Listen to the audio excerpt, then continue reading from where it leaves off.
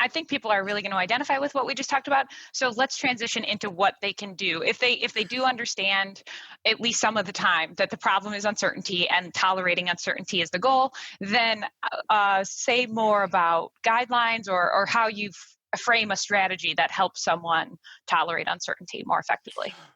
Okay, well, let me point out a couple things around what Sophie's doing related to this. Is, the first thing I heard that I wrote down in that first interview is she's trying to make the feeling stop. And so, this framework of, if I can be a good enough client, then I'll get these feelings to go away. That's my objective. Now, of course, people seek help and treatment and group support and so forth in order to have this stuff not be so intrusive for them. But the outcome that we want and the procedure that we need to take tend to be opposite. And so, part of what I want people to understand is, as they begin, as we explain the protocol to them, and I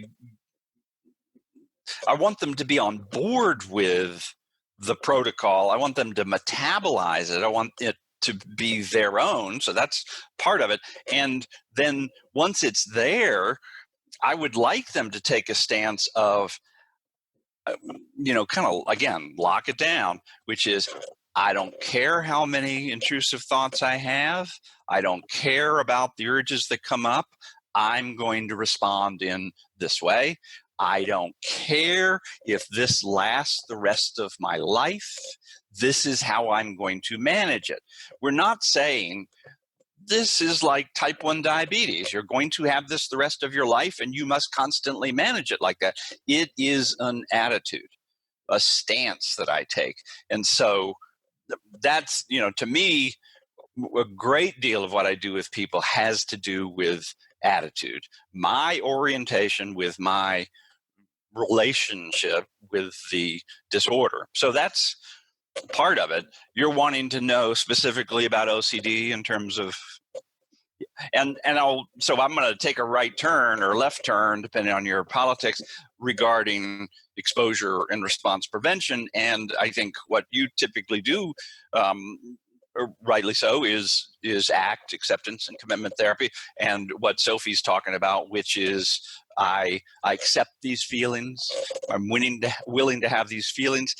And I, as an alternative to that, not like better than that, but just different than that, I am helping people get an orientation of aggression, which is I'm not accepting this experience. I want this experience.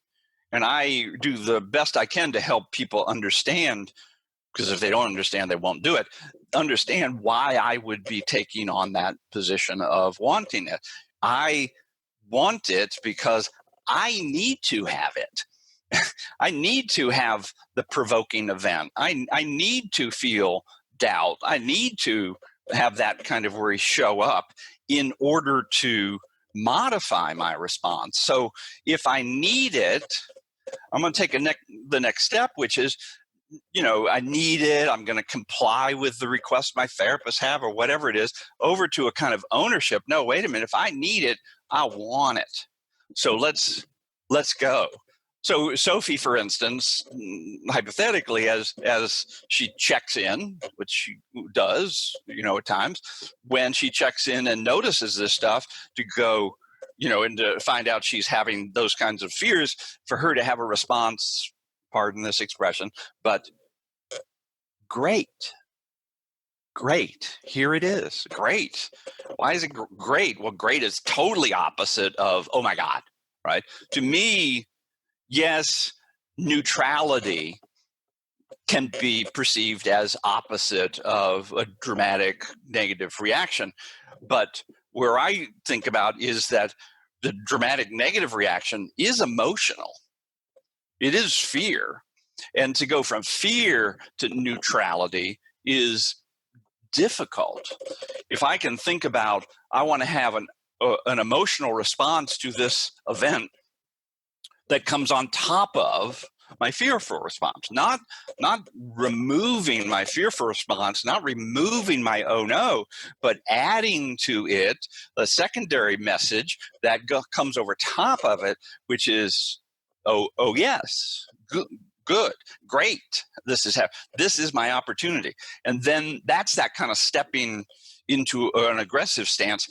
The disorder has taken territory from me. I do not have chunks of my life available to me anymore because the disorder has taken it over, whether it's asbestos or driving poorly or whatever it may be. I need to go get my life back. And that means I need to step into the territory of uncertainty. That uncertainty is how the game is played, not uncertainty about something specific. If I keep going back to uncertainty about something specific, I'm playing the disorders game. I have to elevate the game up to, no, I'm taking on the disorder. The disorder has nothing to do with the topic. Nothing. It just found, for personifying, it just found a topic that works against me. And so if I stay down there with any reassurance and so forth about the topic itself, then I'm just going to spin my wheels over and over again. So I'm going to take a breath here just to say, as you're saying what strategies are, that's the overriding strategy that everything else falls underneath, whether it's postponing and so forth. So. Yes, and so I have a follow-up question there. I think the way that I often describe it is the moment that you have an intrusive thought or another strong, a strong feeling of anxiety and a thought you don't like, then great, here's my opportunity. Now we're going towards trying to accept it. Would you say at that moment that you have to provoke it even more? And my follow-up question to that is that Wait, don't do another follow-up question. Hold on to the follow-up question. We'll Okay, stay there. so you're saying, great, now I move to acceptance. Yes, of course, but I'm just going to step away from that tangle. And again, I would say it's simultaneous with I'm afraid.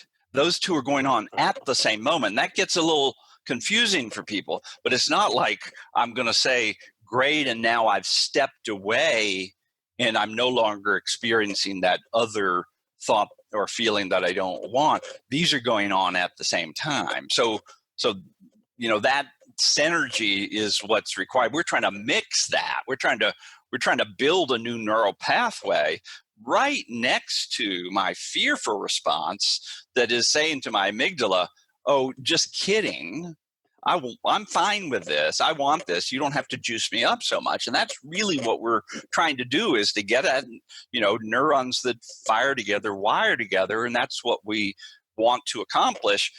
That's why when it shows up, you have to, generate in order to modify that. So I want to generate the experience in order to modify it.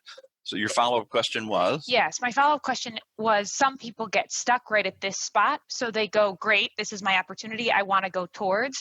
And then as they're going towards, either trying to make it worse or allowing whatever they're experiencing, then they start checking. Am I doing it right? Should I be more anxious? Should I be less anxious? What does that mean about what's happening?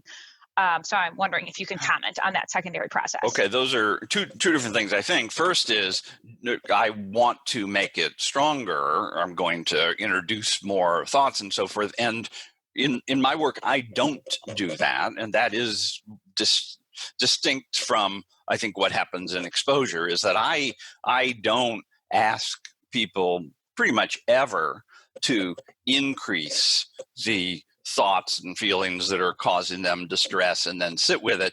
I would rather, if at all possible, to have this be a naturalistic exposure. So I want to go toward the things that I'm avoiding in order to provoke those things. So I want to bring myself into the circumstance that has in the past provoked these thoughts and feelings, but I'm not provoking the thought and feeling on purpose myself. I'm going to go in there and I'm going to see what happens. And I also don't care about how strong the feeling gets. I don't encourage people to make the anxiety stronger or the thoughts stronger. I turn that over to the disorder. Basically, I'm going to go into this circumstance and in essence go, have at me, because here we are and I'm ready. Let's get going. So, that kind of leads into, I won't talk about it now necessarily, but leads into, not only am I talking to myself, I need to step forward, let me keep going, but I can make comments or talk to the disorder itself, go ahead, make my heart beat faster. And then once I say that, again, it's a provoking thing to say, I'm done with that transaction and I turn away to whatever task I was involved with, knowing that 8 seconds later, I may get provoked again.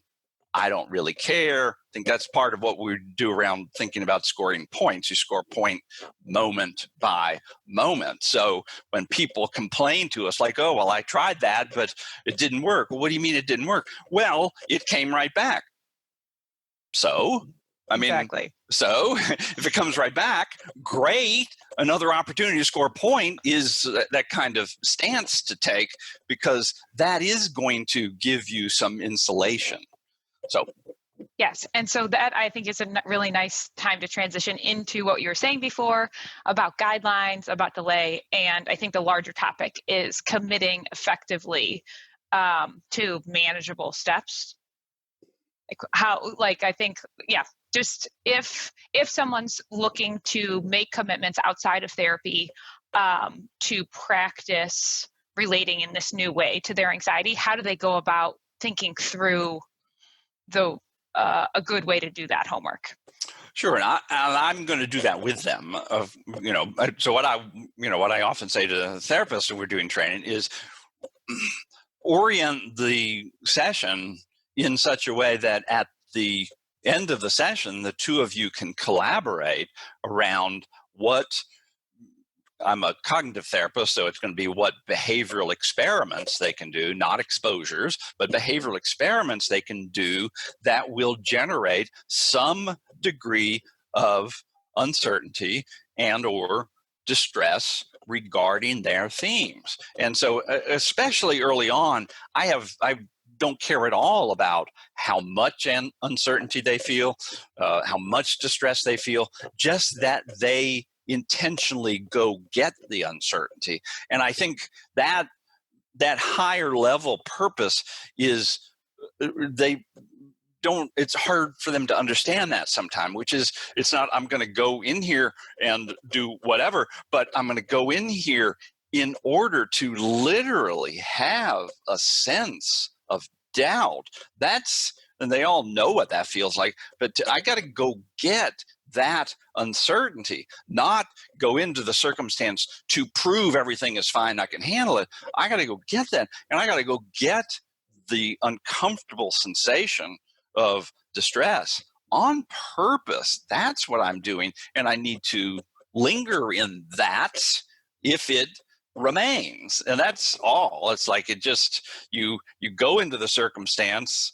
If you don't get any uncertainty, then you can just check that box and say, well, I've accomplished this one. I got to go up one level of practice. What can I do next time? Because I thought I was going to have trouble and I'm not having trouble. I'll be glad to, give myself some laurels, but I'm not going to rest on my laurels. What do I need to do next? Because I want to, not just I need to, I want to go to the next level in order to generate some more of these feelings that I hate.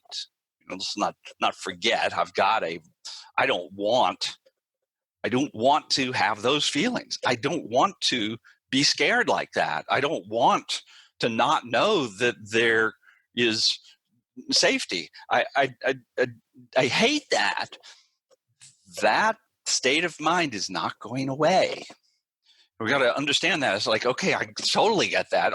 Everybody knows what that's like, to not want to do something and then to want to do it At the same time, you just can't keep those positions parallel because you'll just argue with yourself. You have to elevate that position of, I get it, and I'm going forward.